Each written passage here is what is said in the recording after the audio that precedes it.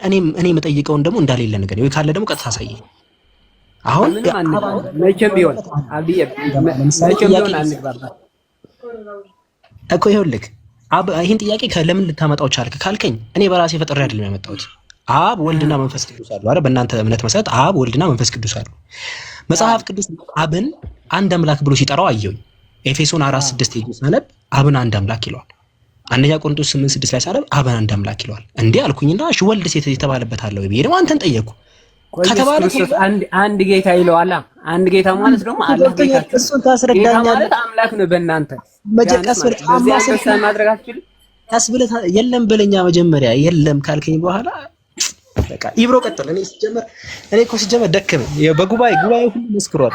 አይታችኋል አይደለ? እኔ መጀመሪያ ጉባኤ ሁሉ እንግዲህ ተመልከቱ። በቃ ጌታ ማለት አምላክ አይደለም የሚሉ ከሆነ እንስማማ። ወደ ሁለተኛው ቢት በቃ እሺ እኔ ችግር ወደ ከወሰነ ጌታ ማለት አምላክ አይደለም የሚሉ ከሆነ በቃ እንወስናለን። እሺ ወደ ጌትነት ደግሞ እንሂድ። እሺ ጌትነት ጌታ መባል የሹመት ነው ወይስ የመለኮት ነው? አንዴ ጌታ የተባለ ሁሉ አምላክ ነው እንዴ? በቃ አየህ፣ ግን አንድ ጌታ ብለዋል። ስህተት ነው ማለት ነው። ሌሎች ጌታ ካሉ የምድር ነው የሰማይ አይደለም። የምድር ስለዚህ ሌሎች ጌቶች የሉም። የሰማይና የምድር ጌታ ተብሎ ከአብ ውጭ የተጠራ የለም። የሰማይና የምድር ጌታ እኮ ሌላ ፍጡር አንድ ጌታ የተባለ አለ እንዴ? በእነ ጳውሎስ ጊዜማ አንድ አለቃ እኮ ነው ያለው፣ እሱ ነው ጌታ የተባለ። አምጣልኝ እሺ፣ መጽሐፍ ቅዱስ አንድ ጌታ የተባለ የሰማይና የምድር የለማ። የሰማይና የምድር ከኢየሱስ ክርስቶስ ውጭ አንድ ፍጡር ማለት ነው አንድ ጌታ የተባለ ሲጀመር ጌታ የተባለ የለም በሰማይ ስፍራ። ሰማይና ምድርን አካቶ ጌታ የተባለ የለም ከመነሻው። ስለዚህ አምላክ ነው ማለት ነው። ኢየሱስም እኮ ጨምሬ እኮ ነው ያልኩህ። ማንም ኢየሱስም ጨምሮ የሰማይና የምድር ጌታ ተብሎ የጠራ የለም ከመነሻው። ይሄ እዚህ ሐሳብ ውስጥላ ለምን ከመነሻው ሐሳብን ለምን አላስተውም? የለም የሰማይና የምድር ጌታ ተብሎ ሰማይና ምድርን አጠቃላይ ፍጥረት ዓለሙን ጠቅልሎ ጌታ የተባለ የለም ከአብ ውጭ። እኮ ጌታችሁ በደመና ይመጣል አይደለም? አላህ አንተ ሰውዬ ተው፣ ቆይ አንዴ ጥቀስልክ። ኢየሱስ ራሱ ነው ያለው። ኢየሱስ ራሱ ምን ብሎ ተናገረ መሰለህ? ኢየሱስ ራሱ የተናገረውን ታስታውሰዋለህ? ማቴዎስ ወንጌል ምዕራፍ 11 ቁጥር 25 ላይ ኢየሱስ ምን አለ? በዛን ጊዜ ኢየሱስ መልሶ እንዲህ አለ፣ አባት ሆይ አለና የሰማይና የምድር ጌታ አለ። የሰማይና የምድር ጌታ ኢየሱስ የሰማይና የምድር ጌታ ተብሎ ማንም ሲጀምር ሰማይ ተብሎ ሰማያትን ያካተተ አጠቃላይ ፍጥረታትን ያካተተ ጌትነት ማንም ተጠርቶ አያውቅም። የለም ለውድድር ግን አንድ ጌታ ብሎታል። አንድ ጌታ ተብሏል ኢየሱስ አካባቢ ነው። ምድር ላይማ እንዴ ምድር ላይ ላሉት እኮ ነው እሱ የምድር ነገስታት ገዢ ስለሚለው ነው። የምድር ነገስታት ገዢ ራእይ 1:4 ላይ የምድር ነገስታት ገዢ ኢየሱስ ገዢነቱ ራሱ እዛው ምድር ሰፈር ነው። ኦኬ የዘላለም ህይወት የሚሰጥ አምላክ ነው። የዘላለም ህይወት ሲባል ምን አይነት የዘላለም ህይወት? የዘላለም ህይወትማ ህይወት ነው። ትምህርት ለምሳሌ የዘላለም ህይወት ይባላል። ለምሳሌ እሱን ከአምላክ ተቀብሎ ይሰጣል። ከአምላክ ተቀብለው የተሰጠው ዮሐንስ ወንጌል 5:26 ዮሐንስ ወንጌል 5:26 ላይ ይናገራል ኢየሱስ። እሺ ዮሐንስ 10:28 እንዴት ነው የምትረዳው አንተ? ዮሐንስ ወንጌል 10:28 ላይ የሰጠኝ አባቴ ከሁሉ ይበልጣል ማንም ከእጅ አይነጥቃቸውም። ስለ ደቀ መዛሙርቱ 28 እኮ ዮሐንስ ወንጌል 10:28 እንደዛ 10:30 ለማለት ፈለገ ነው። እና ባንድ ነው የሚለው ነው። ኖ 28:30 ሳትደርስ ማለት ሁለት ቁጥር ወደ ኋላ ትሄዳለህ። 10:28 ዮሐንስ እሺ ዮሐንስ 10 እኮ አልኩ ከእጄ ማንም አይነጥቃቸውም ነው። ሌላ ነገር የሚለው ኖ እንደዛ አይደለም። ኦኬ ኦልራይት 27 ነው ያልከው። አሁን የምትለው ከ29 ነው። ገባኝ 28 ላይ እኮ ስለ እንትኖቹ ነው እያወራ ያለው። 28 ሳምበው ምንድነው? 28 ላይ ከጄ 28 ላይ እዛው ላይ የዘላለም ህይወት ሰጣቸዋለሁ ከጄ ማንም አይነጥቃቸውም ነው እያለ ያለው። ስለ እንትን ነው እያወራ ያለው። ስለዚህ አብ ቢሆንም ከእጁ የሚቀማው ነገር የለም። ስለ እንትን እኮ ነው እየተወራ ያለው። ስለ ዘላለም ህይወት ሰጣቸዋለሁ። ሃይማኖት ላይ ስለ መጽናት ነው እየተወራ ያለው እዚህ ላይ ሃይማኖት ላይ ስለ መጽናትና ስለ መጽናት ነው። ከአትነጥቋቸውም እያለ እኮ ነው። አትነጥቋቸውም ሲል እኮ ከእጄ ማንም አይነጥቅም እያለ እኮ ነው። ከእጄ እኮ ከእጄ ለምን ሲባል እግዚአብሔር አብን ቢሆን ማንም አይነጥቀኝም እያለ ነው። ኧረ አይደለም እዛው ቁጥር 29 ላይ ይናገራል። እኔ ከእጄ ማንም አይነጥቃቸውም ሲል ለምን ሲባል የሰጠኝ አባቴ ከሁሉ ይበልጣል አምላክ ስለሰጠው።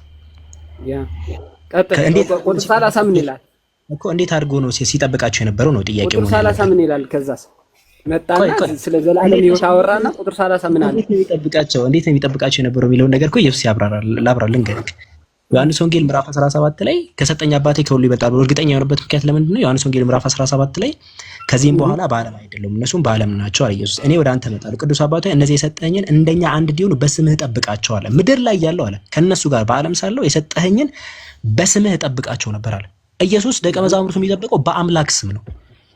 ለዛ ነው በአምላክ ስም አምላክ ፈቅዶለት በሱ ስም ነው የሚጠብቃቸው በአምላክ ስም ማለት ነው። ለዛ ነው ኢየሱስ ዘላለም ሕይወት የሚባል ለኢየሱስ ሰጠው ማለት ነው አይደለም? አምላክ ተቀበል ስላልሆነ ነው መጠበቅ ስለማይችል ሲሄድ እኮ ያስጠብቃል። ስለዚህ ሰጪው አብ ነው እያልከኝ ነው። እንደገና ለፍጡር የሚሰጥ ደግሞ ኢየሱስ ነው እያልከኝ ነው። እሱ ራሱ ተቀብሎ ነው ሲጀመር አብ ከሳበው ተቀብሎ የዘላለም ሕይወት የሚባለው ነገር ከአብ ምንጭ ይሆንና ከዛ በወልድ በኩል ነው አይደለም ለፍጥረት ሁሉ የሚሰጠው። የዘላለም ሕይወት ሲባል እዚህ ጋር አውዱ እየተወራ ያለው ስለመጥፋት የዘላለም ሕይወት እኮ ነው የሚያወራው እኮ የዘላለም ሕይወት እያለ እያወራ ያለው የዘላለም ሕይወት ሙታኖች ለምሳሌ በቁም ኢአማንያን ሙታን ተብሎ ይቀመጣሉ። ለምሳሌ ሙታን ብሎ ይጠራቸዋል ኢአማንያን። ዮሐንስ ወንጌል ምዕራፍ 5 ላይ እኮ ተሰጠኝ የሚለው ምንድን ነው የተሰጠው? የተሰጠው ትምህርት ነው። መጀመሪያ ትምህርት የዘላለም ሕይወት ብሎ የተናገረው ትምህርት ይላል 28 ላይ 28 ተሰጠኝ የሚለው ትምህርት ይላል። የዘላለም ሕይወት ምን እንደሆነ ልንገርህ ይላል ኢየሱስ ተናግሯል። ላንብብልህ ዮሐንስ ወንጌል ምዕራፍ 12 ቁጥር 49 ላይ ተናግሯል። እዚህ እንሄድና የዘላለም ሕይወት ምን እንደሆነ እኮ ነው እየተናገረ ያለው ቃል ሥጋ። የዘላለም ሕይወት ምን እንደሆነ ሲናገር እኔ ከራሴ አልተናገርኩም፣ ነገር ግን የላከኝ አብ እርሱ የምለውና የምናገረው ትእዛዙም የዘላለም ሕይወት እንደሆነ አውቃለሁ አለ። ትእዛዙም የዘላለም ሕይወት እንደሆነ አውቃለሁ። ሕይወት ምንድን ነው አንተ የምትረዳው? ሕይወት ምንድን ነው? የዘላለም ሕይወት ሲባል ምንድን ነው የምትረዳው?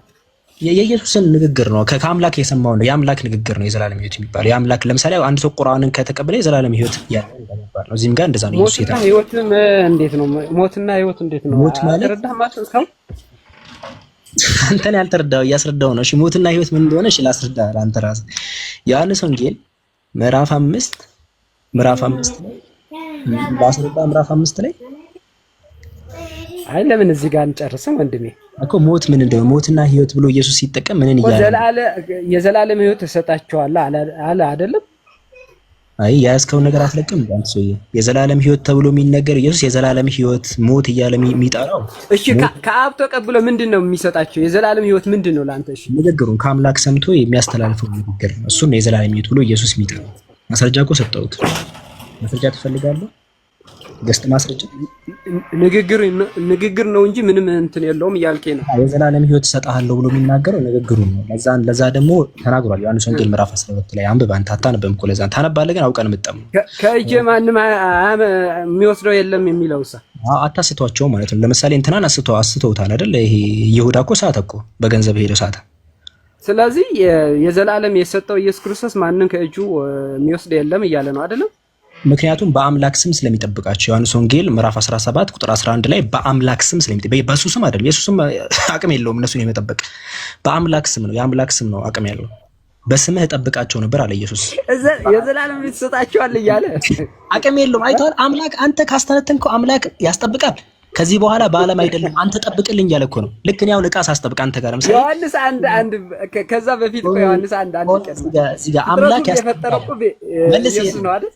መልስ ይሄን ኢየሱስ ዕቃ አስጠብቀኝ ከዚህ በኋላ በዓለም አይደለሁም ጠብቅልኝ ያለው ነው። አምላክ ራሱ መጠበቅ አይችልም?